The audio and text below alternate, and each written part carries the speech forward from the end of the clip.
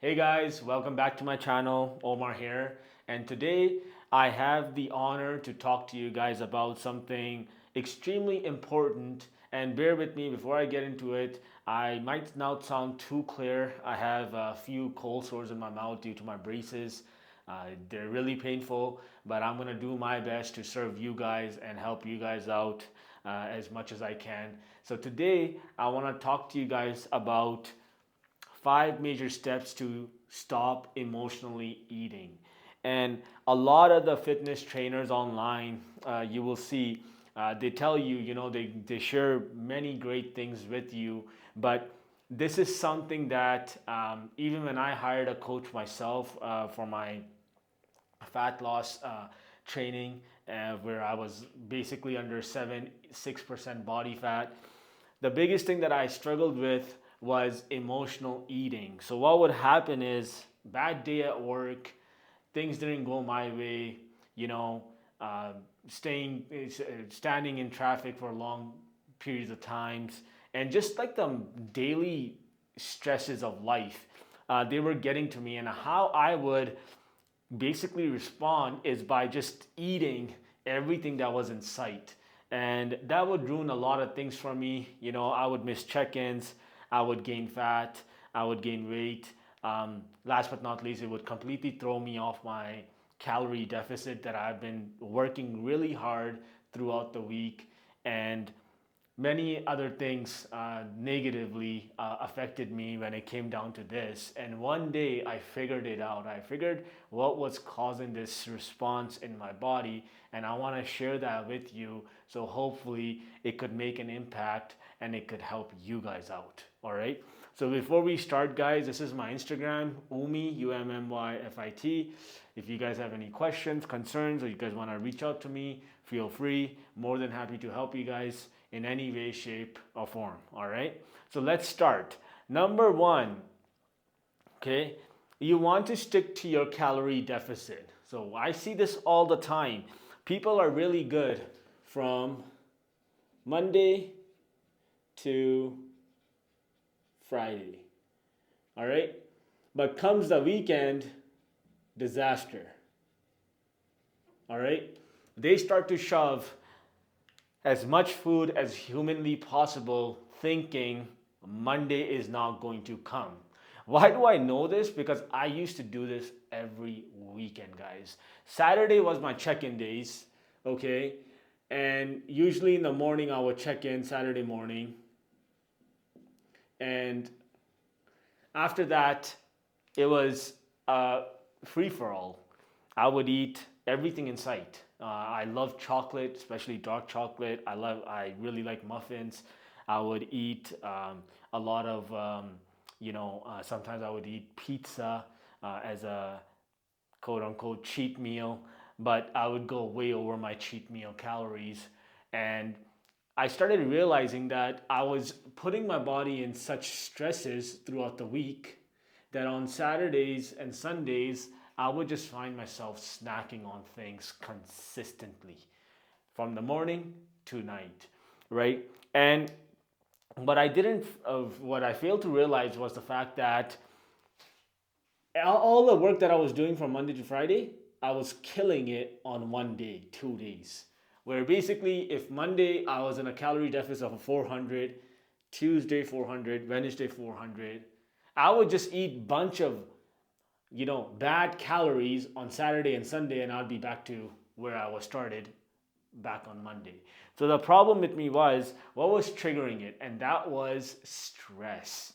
The biggest thing is, guys, if you don't stick to your calorie deficit, you're going to ruin your entire weeks of hard work on the weekend. So you have to watch it, and you have to stabilize your mood. You have to keep your energy levels same, consistent throughout the week, including the weekends. And how you're gonna do that is by basically you're gonna have to focus on having a structured meal plan. And what happens is what you wanna focus on with the meal plan is basically you wanna have your, a low. I'm having a hard time talking because of my mouth, but you're gonna have a structured meal plan where basically you're gonna have proteins,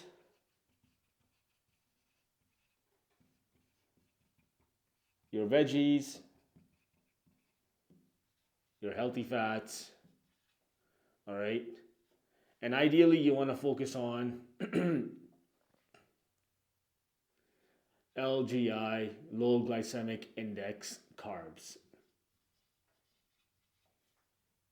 okay?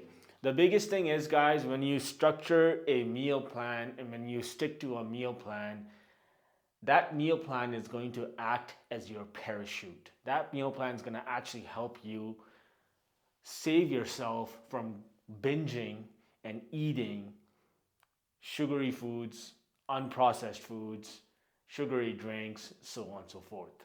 And what you have to focus on is you have to militantly stick to this, but here's the key. You have to make this fun.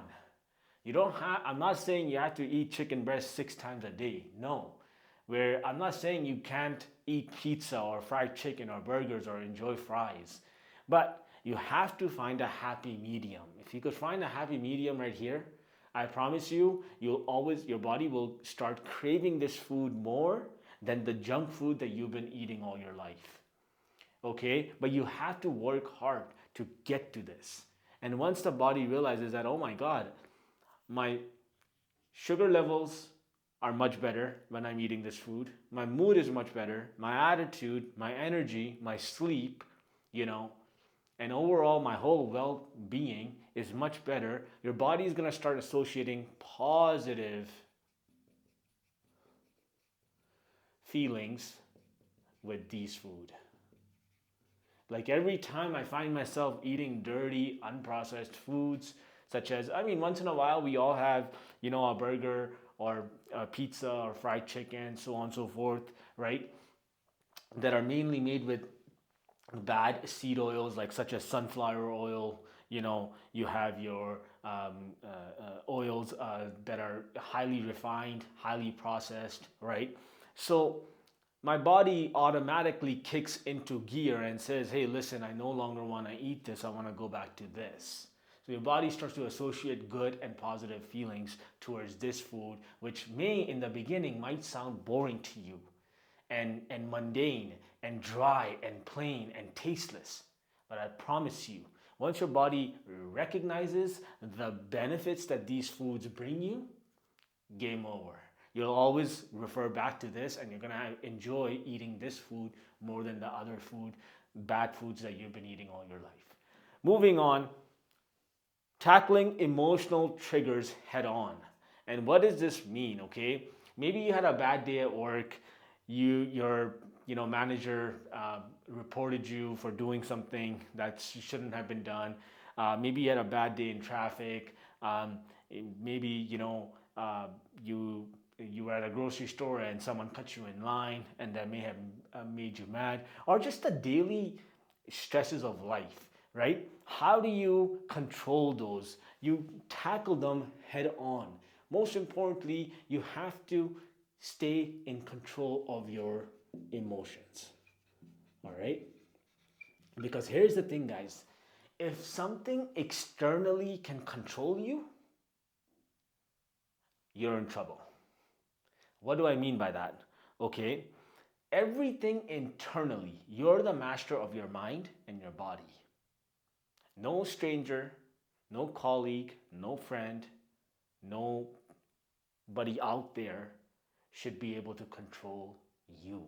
If they can control you by getting you mad because of something that they did, and it's not your fault, and you're getting upset about that, they're now controlling you.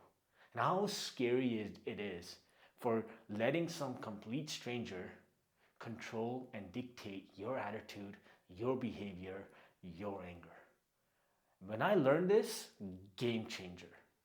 Why? Because I would always used to get mad at people doing stupid things. But then I realized, I was like, hey, who is in control? Who is in charge? Me. Head on, I tackled this problem, and believe it or not, guys, now is almost physically impossible for you to get me mad unless you like really stepped over the line where potentially you like spit in someone's face or you're really asking for it basically, right? So therefore what I'm saying to you is try to stay in control. And how you're going to stay in control of your emotions? Food that you eat. Okay? Believe it or not, guys, the food controls our behavior, our anger, our discipline, our energy, our stress levels, our whole well being. So you have to understand the cleaner your food, the better your soul. The cleaner and the better your diet, the better your uh, energy that you're protruding out of your own body. It's not just about looking good, getting abs, getting big muscles, so on and so forth. It's really about everything that's going on internally. Because here's the thing, scientists have studied the brain more than they've studied the gut. And some scientists have even come to a conclusion that hey, you know what? Our gut is our first brain, and this is our second brain. Because what happens when you put food in your mouth? It goes down in your belly. Your belly sends a signal to your brain that hey, start processing food, start digesting food. The food doesn't go to your brain, and then your brain starts telling your stomach. The food first enters your intestines, your stomach itself, and then the signal goes to your mind. That's how powerful this is if you pay and really apply it into your life. Food literally controls everything that you do. Okay? Going into fourth, okay? What do I mean by this? A lot of people struggle with when they say, when, for example, a client of mine, her name is Mary, and she's like, Omar, I do really good Monday to Friday. But when my rest days come, I completely lose it. And then Monday, I'm beating myself up. I'm talking negatively about myself. I'm looking in the mirror and saying bad things about myself. I'm sabotaging my success and I don't want to go to the gym and I feel poor. I feel bad about myself. Here's what I mean by this, okay? Guys, when you have a rest day, okay, I want you to incorporate active rest days. Meaning you don't have to go to the gym, okay? But you should try to incorporate at least 10,000 steps every day, whether you go to the gym or not, right? Because let's say in a perfect world, you're exercising from 30 to 40 minutes, all right? You're exercising 30 to 40 minutes, okay? And you're doing, low 20-minute, 15, 20-minute cardio, all right? Which is excellent from Monday to Friday. But on your rest days, incorporate 10,000 steps a day. Okay? It's super important that you keep your mind, keep your body like this. And then when Monday and Friday comes, because you're working out and you're also doing cardio, it goes like this, right? But on the weekend, you're still, so even if you had pizza or if you had a burger or if you had some sort of unprocessed food, right? You could still actively start wearing that off because you're taking in your daily steps. Number 5, top priority, sleep and stress management. Guys, I can't begin to tell you, please heed my advice on this. You're going to make the worst decisions, sometimes even the worst decisions of your life. Because, not because of the food, exercise, cardio, all that. It's because you've been getting very poor sleep. I'm telling you guys, if you don't take this advice seriously, you're going to find yourself in a lot of trouble. My mouth hurts a lot. But anyways, let's see. So, you need to focus on 7 to 8 hours of rest. Minimum. If you don't focus on this, you're going to make poor decisions in the kitchen. You're going to make poor decisions at the office. You're going to make poor decisions in your workout. You're going to make poor decisions all over in your life. You need to have your mental compartment relaxed, stress free, and very well recovered and invested. If you don't take this seriously, believe me, all this is down the drain. I guarantee you that. The day I started taking my rest properly, everything changed. Everything changed. My concentration went up by, I would say, comfortably by 30%. Having a bad time, having a hard time focusing, you have ADHD or ADD, right? Sleep. Second thing, okay, I see a lot of people, they're on their phones and tablets, okay, before bed. Tablets, I don't even know if tablets exist. Let's just say your laptop, okay?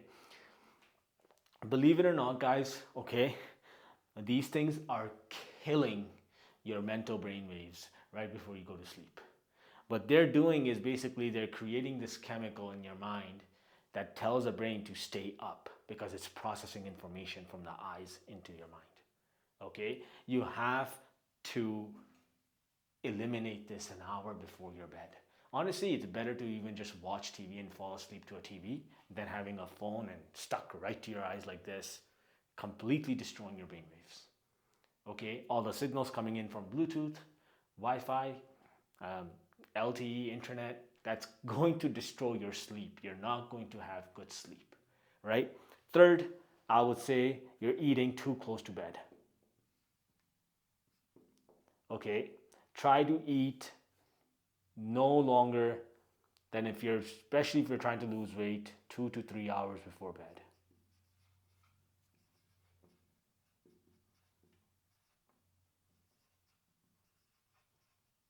Okay, this is extremely important, and if you don't do this, I'm telling you, you're going to find yourself in a groggy mood, restless, anxious, poor decision making, and last but not least, emotional eating. Where is it? Right here. Okay, so try to, the reason why I'm saying this is because if you eat 2 to 3 hours before bed, let's say 10 o'clock is your bedtime, 7 o'clock you're done eating, 7:30, okay, your body has time to digest the meal. And by the time you get into bed, your body could actually focus on the real rest. It's not focused on digesting or moving food around and sending signals that, hey, the nutrients need to go here, the rest, the waste needs to go here. Now your body could actually physically rest, and your brain and your sleep will come to you within 10 minutes. So I hope this helps. Please leave a comment, subscribe, or like this video. If there's anything that I could do from my end, I would love to connect with you and just to kind of help you out in basically structuring your day-to-day lifestyle regarding eating, sleeping, training protocol, and much more. So with that being said, guys, this is 5 major steps to stop emotionally eating. Emotional eating. My Instagram is umifit. If you guys have any questions, feel free to reach out, and I would love to connect with you and help you guys out in any way, shape I can. We'll see you guys on the next video. Thank you.